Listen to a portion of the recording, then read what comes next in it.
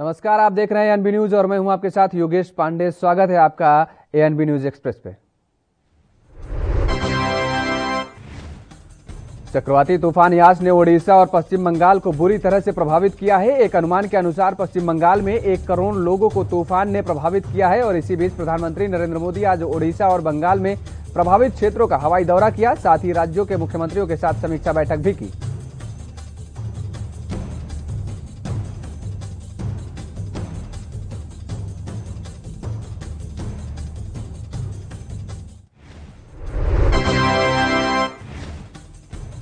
पश्चिम बंगाल की मुख्यमंत्री ममता बनर्जी और राज्य के मुख्य सचिव एक ही परिसर में होने के बावजूद प्रधानमंत्री नरेंद्र मोदी के साथ शुक्रवार को चक्रवात यास से हुए नुकसान की समीक्षा बैठक में करीब 30 मिनट की देरी से पहुंचे।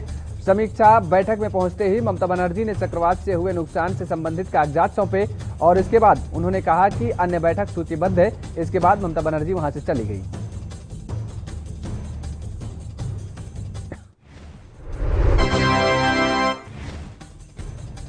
प्रधानमंत्री नरेंद्र मोदी ने आज चक्रवात यास से ओडिशा और पश्चिम बंगाल में हुए नुकसान का जायजा लिया। इसके बाद उन्होंने राहत पैकेज की घोषणा भी की। प्रधानमंत्री कार्यालय के मुताबिक ओडिशा को तत्काल प्रभाव से 500 करोड़ रुपए दिए जाएंगे। पश्चिम बंगाल और झारखंड को मिलाकर नुकसान के हिसाब से बाकी 500 करोड़ रुपए दिए जाएंगे।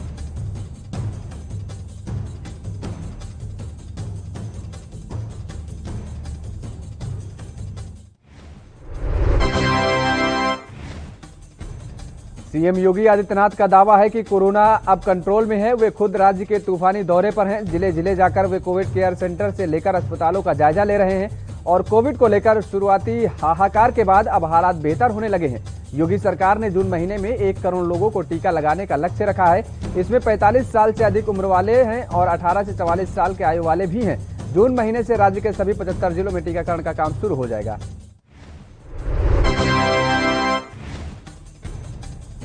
दिल्ली में 31 मई से अनलॉक की प्रक्रिया शुरू कर दी जाएगी। ये ऐलान मुख्यमंत्री अरविंद केजरीवाल ने किया है। डीडीएमए की बैठक में दिल्ली में चरणबद्ध तरीके से लॉकडाउन खोलने की प्रक्रिया पर चर्चा हुई और जिसके बाद ये फैसला लिया गया है कि पहले चरण में प्रोडक्शन और मैन्युफैक्चरिंग यूनिट समेत कंस्ट्रक्शन साइट को काम करने की इजाजत दी जाएगी।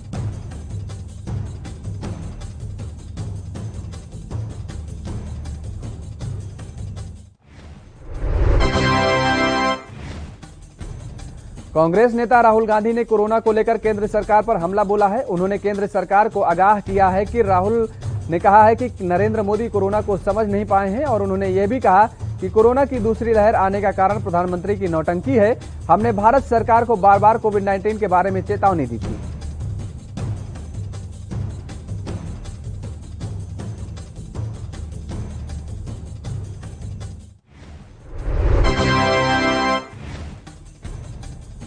कांग्रेस सांसद राहुल गांधी के आरोपों पर अब बीजेपी ने पलटवार किया है। राहुल गांधी ने कहा था कि देश में दूसरी लहर के लिए प्रधानमंत्री की नौटंकी जिम्मेदार है।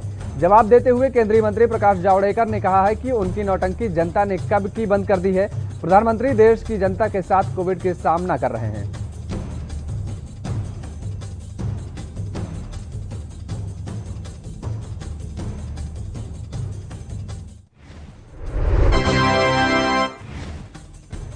मध्य प्रदेश के पूर्व मुख्यमंत्री और कांग्रेस नेता कमलनाथ ने कहा है कि भारत महान नहीं, भारत बदनाम है।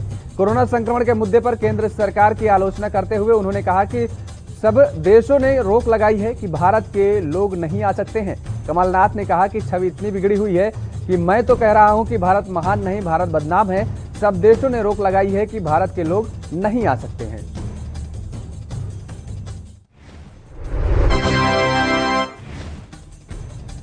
देश में 44 दिनों बाद कोरोना वायरस के सबसे कम नए मामले सामने आए हैं। स्वास्थ्य मंत्रालय के ताजा आंकड़ों के अनुसार पिछले 24 घंटों में 1,86,364 नए कोरोना के केस सामने आए हैं, जबकि 3,660 संक्रमितों की जान चली गई है। वहीं 2,59,459 लोग कोरोना से ठीक भी हुए हैं, यानी कि बीते दिन 76,755 एक्टिव केस कम हो गए हैं।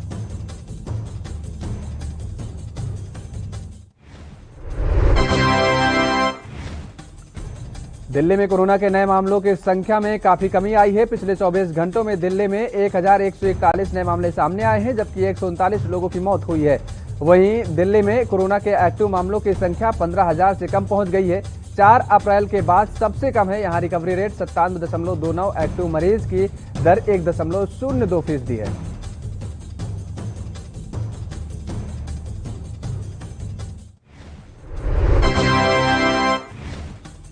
छत्तीसगढ़ में कोरोना संक्रमण की रफ्तार धीमी पड़ गई है। बीते 24 घंटे में राज्य में नए पॉजिटिव केस की संख्या घटकर 3,000 के नीचे आ गई है। वहीं बुधवार को यहां 2,829 नए मामले सामने आए हैं, जिससे यहां कुल संक्रमितों की संख्या बढ़कर 9,59,544 हो गई है। और वहीं इस दौरान 56 मरीजों की कोविड-19 से मौत हो गई है। इसे मिलाकर प्रदेश में अब तक कोरोना से कुल 12,779 लोगों की जान चली गई है। एमपी में कोरोना संक्रमण तेजी से नियंत्रित हो रहा है। 22,813 पंचायतों में से 20,565 कोरोना मुक्त हो चुके हैं। ग्रामीण क्षेत्रों में संक्रमण की रोकथाम के लिए चलाया गया किल कोरोना अभियान जारी है। अधिक से अधिक जांच कराया जाए। जहां भी संक्रमण के मामले आए हैं उस क्षेत्र को माइक्रो कंटेनमेंट जोन बनाकर एक एक मरीज की पहचान की जाए। और अब प्रयास यह होने चाहिए कि तीसरी लहर ही ना आए।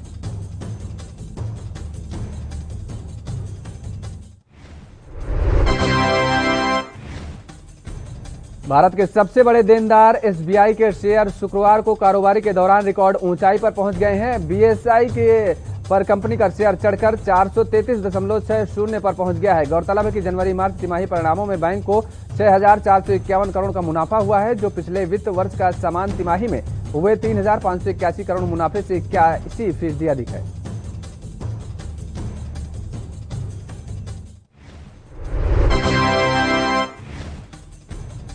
केंद्रीय माध्यमिक शिक्षा बोर्ड और आईसीएसई की 12वीं की परीक्षा रद्द करने की मांग पर सुप्रीम कोर्ट ने सुनवाई सोमवार 31 मई के लिए टाल दी है।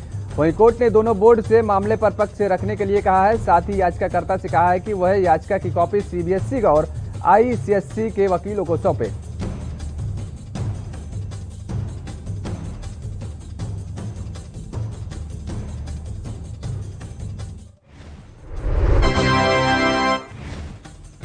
अभिनेता रणदीप हुड्डा को जानवरों के प्रवासी प्रजातियों के संरक्षण से जुड़ी संयुक्त राष्ट्र संधि के कन्वेंशन के एम्बेसडर पद से हटा दिया गया है। दरअसल उत्तर प्रदेश के पूर्व मुख्यमंत्री मायावती पर मजाकिया लहजे में जातीय टिप्पणी करते हुए रणदीप का पुराना वीडियो वायरल हुआ था। वीडियो में रणदीप कह रहे हैं, मैं बहुत गंदा मजाक कहने जा रहा हूं।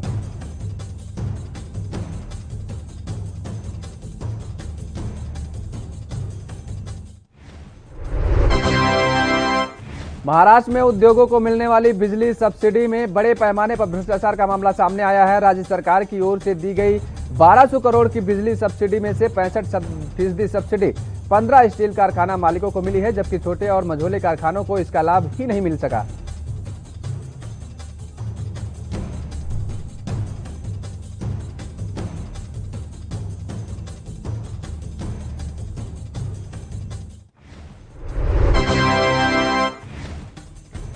जम्मू कश्मीर की राजधानी श्रीनगर में लॉकडाउन की वजह से शहर में सन्नाटा पसरा हुआ है। आवाजाही बंद होने के चलते शहर की रौनक गायब है। वीरानी के बीच तैनात हैं पैरा मिलिट्री फोर्सेस के जवान। चप्पे चप्पे पर सुरक्षा के इंतजाम चाक चौबंद हैं।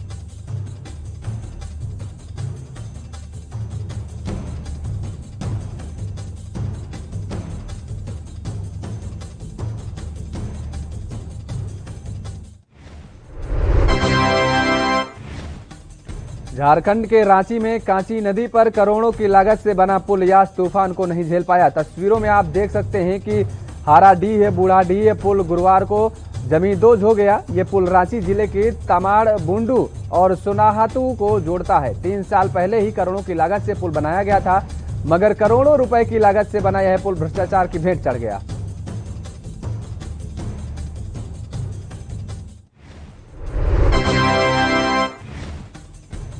हरियाणा सरकार ने बताया है कि कोविड-19 की रोकथाम के मद्देनजर राज्य की सभी स्कूलों में बच्चों की गर्मियों की छुट्टियां 15 जून तक बढ़ा दी गई हैं। राज्य सरकार ने कहा है कि रोस्टर के तहत 50 शिक्षकों और अन्य कर्मचारी 1 जून से स्कूल जाएंगे और स्कूल का समय सुबह 9 बजे से दोपहर 12 बजे का होगा।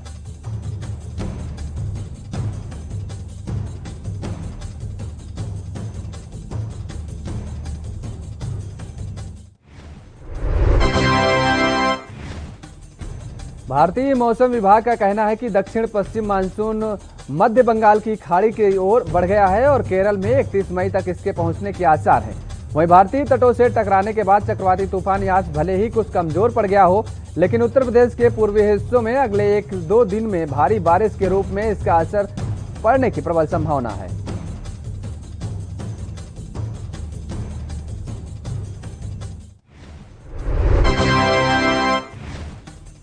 मुंबई के गोरेगांव इलाके में स्थित एक बिल्डिंग की सोसाइटी में उस वक्त दहशत का माहौल हो गया जब सोसाइटी में चीता घूमते हुए दिखाई दिया। दरअसल बिल्डिंग के पास एक जंगल है जहां से अक्सर जंगली जानवर घूमते हुए आ जाते हैं और वहीं शुक्रवार सुबह सोसाइटी में चीते को घूमते देखा गया। सोसाइटी वालों में दहशत का माहौल छा गया।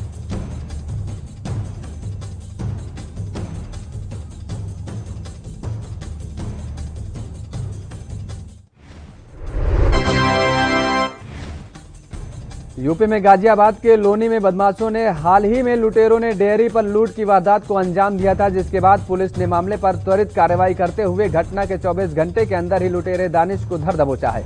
आरोपी ने पुलिस को आता देख पुलिस पर फायरिंग कर दी और जिसके बाद पुलिस ने जवाबी फायरिंग की, जिसमें आरोपी को गोली लग गई। वहीं उसके 2 साथी मौके से फरार होने में कामयाब रहे।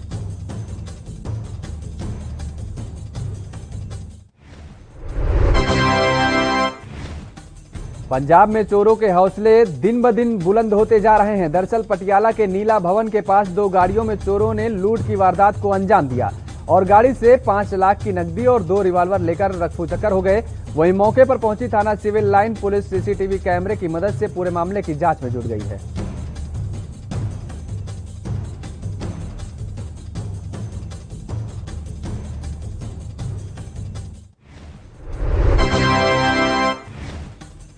राजस्थान के भरतपुर से बीजेपी सांसद रंजीता कोली पर देर रात बदमाशों ने हमला कर दिया। बता दें कि बीजेपी सांसद एक सामुदायिक स्वास्थ्य केंद्र का निरीक्षण करके अपने घर लौट रही थी। रास्ते में धरसोनी गांव के पास कुछ बदमाशों ने उनकी गाड़ी पर हमला बोल दिया, जिसके बाद उन्हें प्राथमिक उपचार के लिए जिला अस्पताल ले जाया गया।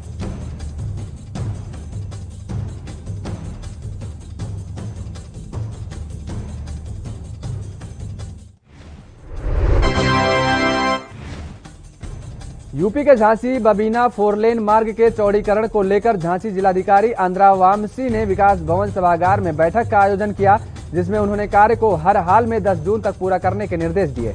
बता दें कि झांसी बबीना 4 लेन मार्ग के निर्माण की समीक्षा करते हुए जिलाधिकारी ने कहा है कि 3 जनवरी 2017 को यह कार्य स्वीकृत किया गया था। फिलहाल रुकते हैं एक छोटे से ब्रेक के लिए। ब्रेक के बाद फौरन हाजिर होते हैं।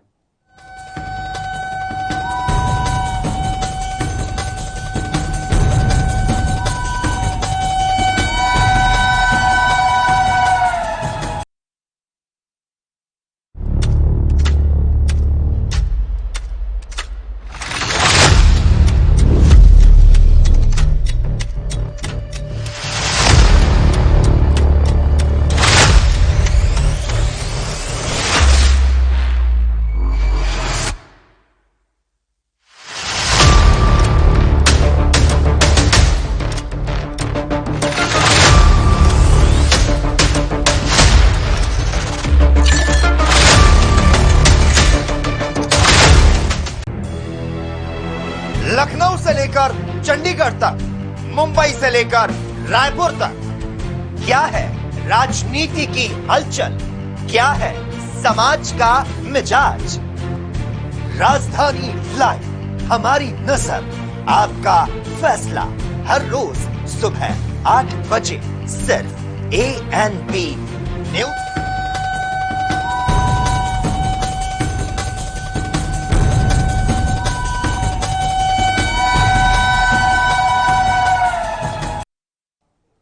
ब्रेक के बाद स्वागत है आप सभी का। खबरों में आगे बढ़ेंगे।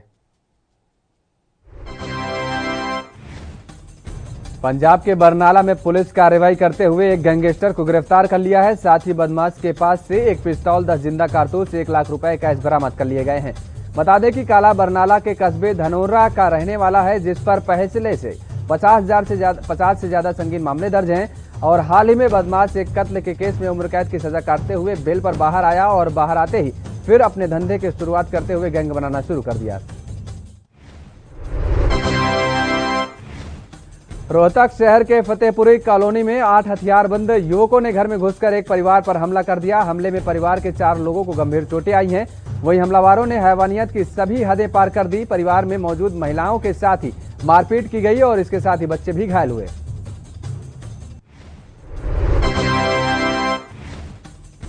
आईएमए और बाबा रामदेव के बीच शुरू हुआ एलोपैथी और आयुर्वेदिक दवाइयों को लेकर विवाद अभी थमता नजर नहीं आ रहा है और इसी कड़ी में हरियाणा के स्वास्थ्य मंत्री अनिल विज ने एक बार फिर आईएमए और रामदेव द्वारा बनाई गई दवाई को लेकर चल रहे विवाद के बीच कहा कि विवाद थमना चाहिए, क्योंकि एलोपैथी और आयुर्वेदिक का अपना अपना महत्व है और दोनों को एक दूसरे के सहयोगी पैथी बनना चाहिए।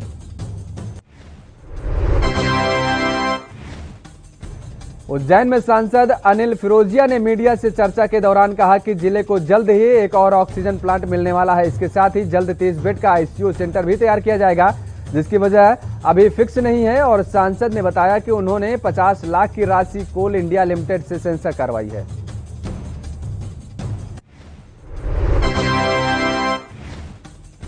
यूपी के बिजनौर में मामूली सी बात को लेकर लाठी डंडे चल गए, जिसमें 4 लोग गंभीर रूप से घायल हो गए और एक का इलाज के दौरान मौत भी हो गई। ये मामला नूरपुर थाना इलाके के रहटा बिल्लोज गांव का है। झगड़े में सूचना पर गांव में भारी पुलिस फोर्स तैनात कर दी गई है।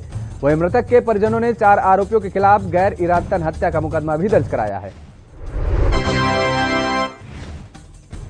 गोरखपुर में थाना खोराबार के अंतर्गत सोशल डिस्टेंसिंग की धज्जियां उड़ाते हुए बारात में बिना मास्क के और अवैध देसी कट्टे के साथ डांस करते युवक का वीडियो वायरल होने का पर सख्त कार्रवाई करने के निर्देश दिए गए हैं। जानकारी के मुताबिक खोराबार के जंगल राम लखना में एक समारोह में ऑर्केस्ट्रा का डांस चल रहा था।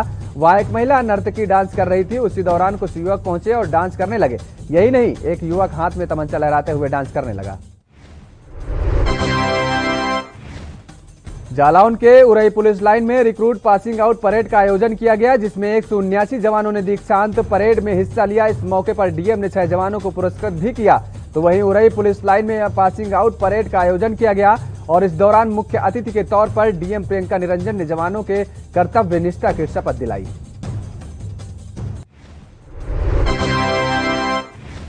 पंजाब के स्वास्थ्य विभाग ने कहा कि करीब 72% मरीजों के साइनस में ब्लैक फंगस मिला है, जिनका इलाज किया जा रहा है। वहीं अधिकारियों ने यह भी कहा कि संक्रमण 6 मरीजों की आंखों में फैल गया है, जिसके चलते उनकी आंखों की रोशनी चली गई। हालांकि राज्य में अभी ऐसा कोई मामला सामने नहीं आया है जिसके फेफड़े, जबड़े या दांतों में ब्लैक फंगस का संक्रमण हो।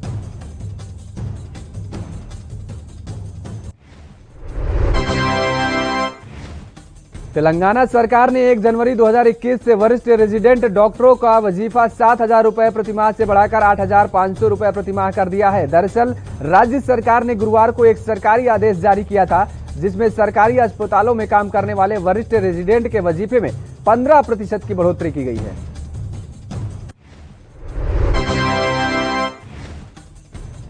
महाराष्ट्र के कई जिले चक्रवात तूफान तौकते में तबाह हो गए हैं और जिसमें रायगढ़, रत्नागिरी, सिंधुदुर्ग बुरी तरह से प्रभावित हुए हैं। लेकिन इन जिलों में महाराष्ट्र सरकार की तरफ से कोई मदद मुहैया नहीं कराई गई है, जिस पर राजनीति भी अब तेज हो गई है। ऐसे में विपक्ष के नेता और पूर्व मुख्यमंत्री देवेंद्र फडणवीस ने आपदाग्रस्त इलाकों का दौरा किया और अपने सहयोगी विधायकों से आर्थिक मदद पहुंचाने की अपील भी की।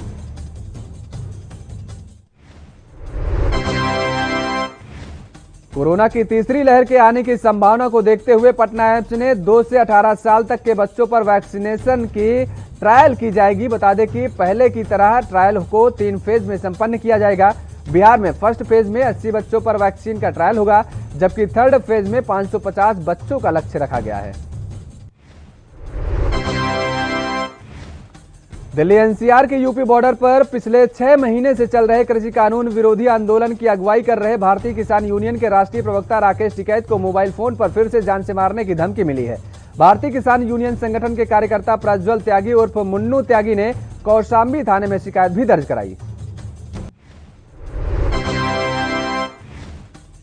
मुख्यमंत्री तीरथ सिंह रावत की अध्यक्षता में आज प्रदेश मंत्रिमंडल की बैठक हुई। बैठक में लिए गए 12 निर्णयों की जानकारी शासकीय प्रवक्ता सुबोध उनियाल ने दी है।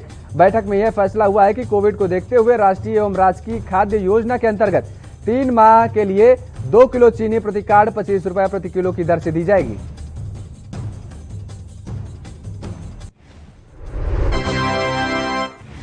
उत्तराखंड में कोविड-19 संक्रमण खत्म होने तक सत्तारूढ़ भाजपा संगठन ही सेवा अभियान पर ही फोकस करेगी। प्रदेश पार्टी कार्यालय में हुई कोर ग्रुप की बैठक में तय किया गया कि संगठन उन लोगों को फ्रंटलाइन वॉरियर्स के तौर पर सम्मानित भी करेगा जो कोरोना महामारी में लोगों की मदद और सेवा कर रहे हैं लेकिन अग्रिम कतार में नहीं दिखते हैं।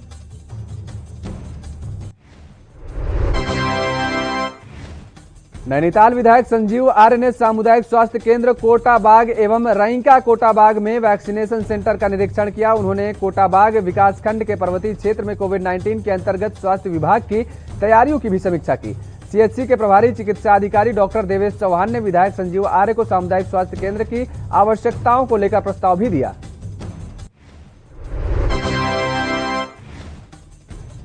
अमेरिका के ओहायो में कोविड-19 वैक्सीन लगवाने पर एबिगेल बुगेंस्की नाम 22 वर्षीय लड़की ने 10 लाख यूएस डॉलर यानी तकरीबन 7 करोड़ से ज्यादा की लॉटरी जीती है। ओहायो राज्य ने टीकाकरण को बढ़ावा देने के लिए चलाए गए वैक्स ए मिलियन अभियान के 5 में से पहले विजेता का नाम बुधवार को घोषित किया। बकौल एबिगेल, पहले मुझे लगा कि किसी ने प्रैंक कॉल की है।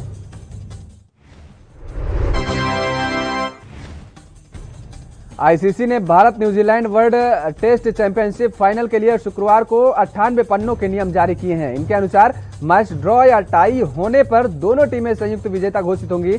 वहीं पूरे 5 दिन का खेल सुनिश्चित करने के लिए एक रिजर्व दिन भी रखा गया है और मैच ग्रेड 1 डिक्यूस क्रिकेट बॉल से खेला जाएगा। विनायक दामोदर सावरकर की 148वीं जयंती पर निर्माता संदीप सिंह और अमित बी वाधवाड़ी ने सावरकर के जीवन पर फिल्म बनाने की घोषणा की है। फिल्म का नाम स्वतंत्र वीर सावरकर होगा जिसे महेश मांजरेकर निर्देशित करेंगे। महेश ने कहा है कि मैं हमेशा से उनके जीवन की ओर आकर्षित रहा हूं। मेरा मानना है कि उन्हें इतिहास में जानना और उनका स्थान मिलना जरूरी है। संयुक्त राष्ट्र मानवाधिकार काउंसिल की बैठक में चीन ने कहा है कि वो फिलिस्तीनियों प्रशासन को कैश में 10 लाख डॉलर की आपातकालीन मानवीय मदद देगा।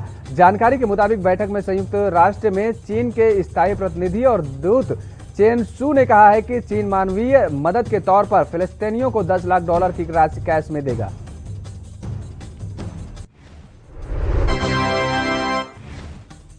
दुनिया भर से लोन पर लोन ले रहे कंगाल पाकिस्तान के प्रधानमंत्री इमरान खान अब विपक्ष के निशाने पर आ गए हैं। पाकिस्तान पीपुल्स पार्टी के चेयरमैन बिलावल भुट्टो जरदारी ने प्रधानमंत्री इमरान खान पर जोरदार हमला बोला है।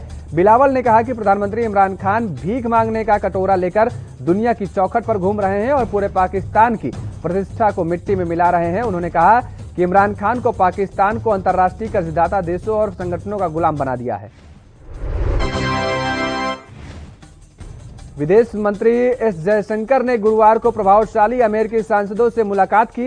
ये सांसद डेमोक्रेटिक और रिपब्लिकन दोनों ही देशों से थे। उनके बीच क्वाड और टीका सहयोग को लेकर चर्चा हुई। सदन के विदेशी मामलों की समिति के अध्यक्ष सांसद ग्रेगरी मेक्स और सांसद माइकल मैकॉल के मुलाकात के बाद जयशंकर ने कहा, टीकों को लेकर हमारे सहयोग और क्वाड के बारे में चर्चा की। संबंधों को मजबूत बनाने की खातिर उनके नेतृत्व के महत्व को स्वीकार किया। एनसीबी ने दिवंगत बॉलीवुड एक्टर सुशांत सिंह राजपूत की मौत से जुड़े ड्रग्स केस में उनके दोस्त और पूर्व फ्लैटमेट सिद्धार्थ पिठानी को हैदराबाद से गिरफ्तार किया।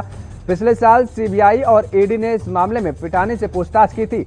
पिछले साल इस मामले में एक्ट्रेस रिया चक्रवर्ती और उनके भाई श्रविक समेत कई लोग गिरफ्तार हुए थे। अभिनेत्री ट्विंकल खन्ना ने शुक्रवार को इंस्टाग्राम पर एक सेल्फी शेयर की है जिसमें उनकी और अभिनेता अक्षय कुमार की बेटी नितारा ने उन्हें मजेदार मेकओवर दिया है। कैप्शन में ट्विंकल ने लिखा है, एक और दिन एक और मेकओवर। स्पष्ट रूप से मैं सजा की भूखी हूं और मेकअप आर्टिस्ट के तौर पर इस बच्ची का कोई भविष्य नहीं।